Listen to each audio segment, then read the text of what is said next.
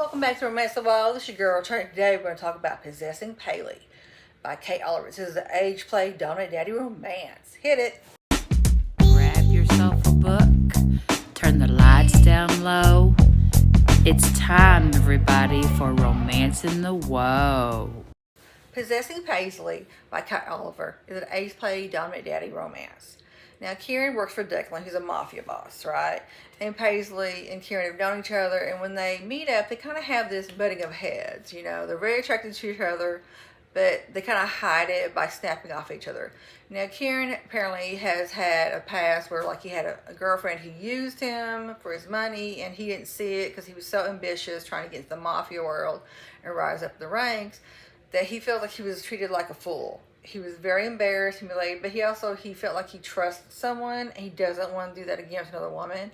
Then he meets Paisley. Now, Kieran is a daddy dominant, so he lives in all of the age play. When he meets Paisley, Paisley's very ambitious. She's very kind of tough. She's funny, but she doesn't take his crap. So when he says, go do this, she's like, no, I'm not going to do that.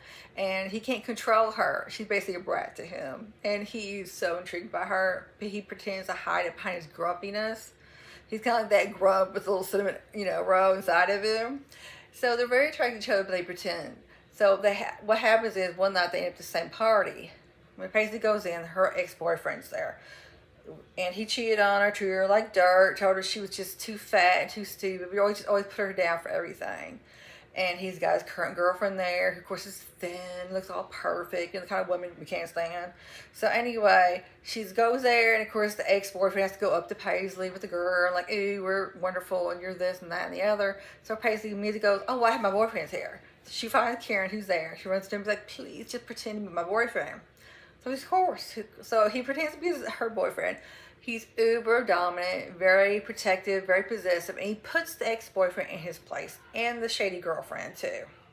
So, of course, one night leads to one night of passion, and they realize there's something there. Now, she's still terrified that she's gonna be too much for him, because of course she's always been too much for everybody else.